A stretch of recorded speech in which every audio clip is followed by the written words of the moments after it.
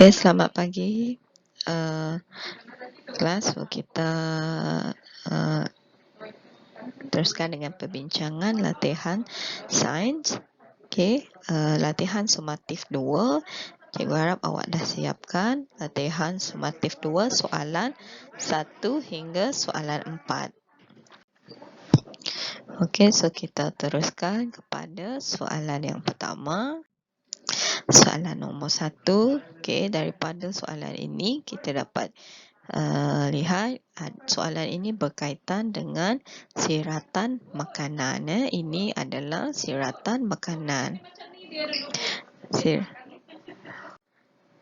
Ini adalah siratan makanan. Siratan makanan adalah gabungan beberapa rantai makanan. Ini adalah siratan makanan. Cikgu ulang. Siratan makanan dekat gambar soalan nombor 1. So soalan nombor 1 semuanya berdasarkan gambar rajah ni lah. Soalan A. Bina semua rantai makanan daripada siratan makanan di rajah 1. Maknanya dia suruh kita pecahkan siratan makanan tadi kepada beberapa rantai makanan. So jawapannya yang pertama, kita dapat lihat kat sini anak pokok. Anak pokok dimakan oleh tikus dan tikus dimakan oleh musang. Itu rantai makanan yang pertama. Yang kedua, rantai makanan yang boleh kita dapati daripada siratan makanan kat sini adalah anak pokok dimakan oleh arnab. Seterusnya arnab dimakan oleh musang. Itu rantai makanan kedua. Dan yang ketiga, rumput ni tadi, rumput sebagai pengeluar. Rumput sebagai pengeluar dimakan oleh arnab dan arnab dimakan oleh musang. Itu rantai makanan yang ketiga. Soalan B, mengapakah rumput dikategorikan sebagai pengeluar? Kenapa rumput dikategorikan sebagai pengeluar?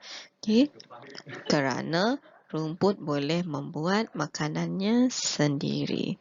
Kenapa rumput sebagai pengeluar? Sebab rumput boleh membuat makanannya sendiri. Bagaimanakah rumput ini tadi membuat makanannya sendiri? Dengan menjalani proses fotosintesis. So soalan C, seterusnya soalan C.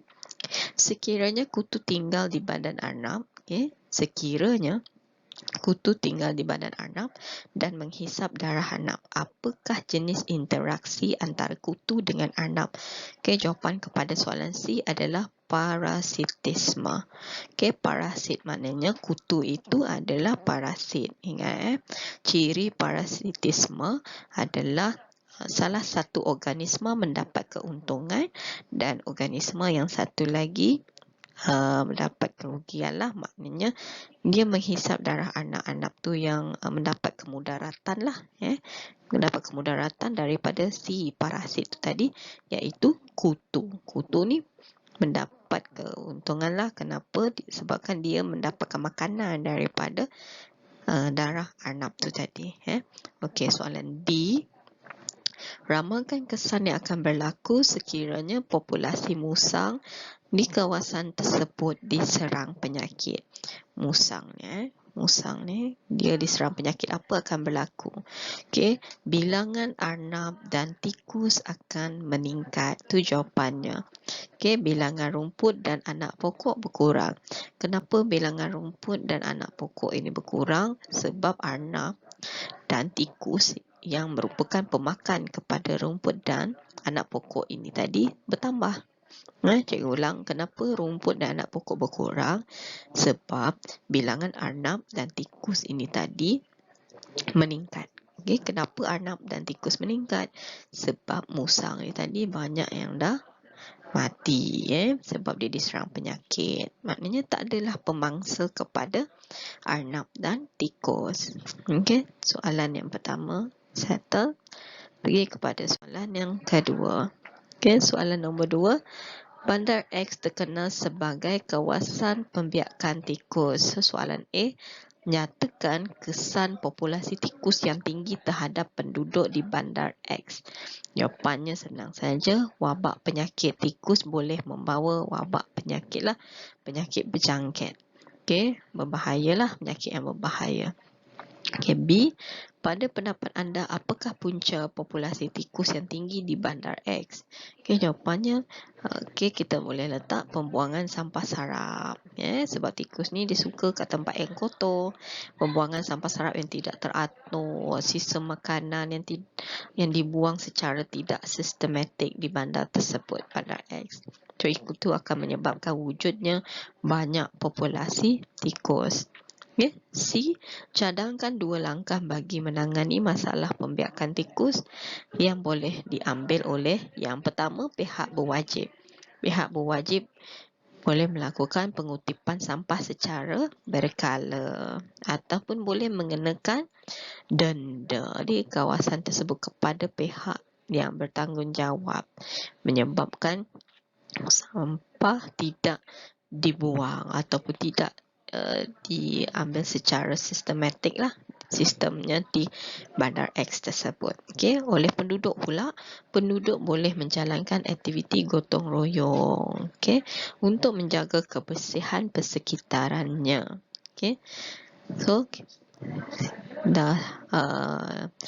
dah habis soalan nombor 2. Pergi kepada soalan yang ketiga. Okay, soalan nombor 3. Shikin dan Azah mempunyai pendapat yang berbeza mengenai pengeluar dan pengurai. Pendapat mereka adalah seperti berikut. Okay, Shikin mengatakan pengeluar masih dapat meneruskan hidup tanpa pengurai kerana pengeluar boleh membuat makanan sendiri. Itu pendapat Shikin. Azah pula berpendapat jika pengurai tiada, pengeluar tidak mendapat nutrien yang mencukupi, pengeluar boleh mati. Okay, beri pandangan anda tentang pendapat Shikin dan Azah. Jawapannya adalah pendapat Azah yang betul. Okay? Azah. Okay? Pendapat Azah adalah betul. Okay? Kenapa? Tanpa pengurai, nutrien seperti fosforus dan nitrogen itu nanti akan kekal dalam badan organisma yang telah mati. Dalam badan organisma yang telah mati. Kalau tak ada pengurai, nitrogen dan fosforus yang ada dalam badan organisma yang telah mati itu tadi, dia akan kekal di dalam badan organisma yang telah mati dan tidak dapat dibebaskan kepada tumbuhan. Okay? So tumbuhan tu tadi dia tak mendapat nutrien yang cukup, maka lama-kelamaan tumbuhan ataupun pengeluar ini tadi boleh mati sebab dia tak ada nutrien yang mencukupi. Okay? Itu jawapannya. Azah yang betul. Okay? Dan soalan yang terakhir, nombor 4. Razak mendapati banyak ayam ternakannya dimakan oleh helang sawah. Razak membuat keputusan untuk menembak ke semua helang tersebut. Selepas setahun, populasi tikus didapati meningkat dan makan makanan ayam pula. Okay. Hal ini menyebabkan ayamnya mati. Terangkan punca populasi tikus meningkat dan cadangkan satu cara yang perlu dilakukan oleh Razak untuk mengelakkan perkara tersebut berlaku. Okay, jawapannya, populasi tikus meningkat kerana pemangsa kepada tikus itu, iaitu si helang merah ini tadi, telah habis ditembak oleh Razak. Razak dah habis tembak semua helang merah, maknanya tiada lagi pemangsa yang akan makan tikus. Sebab itulah populasi tikus tu semakin naik, semakin meningkat. Okay. Seterusnya cadangannya, Razak perlu memelihara burung hantu. Dia perlu gantikan balik helang tu tadi yang dia dah tembak tu dengan burung hantu. Sebab burung hantu ni dia tak akan makan ayam. Dia tak makan ayam tu. Okay. Kegunaannya burung hantu ni untuk mengurangkan populasi tikus supaya tikus ini nanti tidak pula mengganggu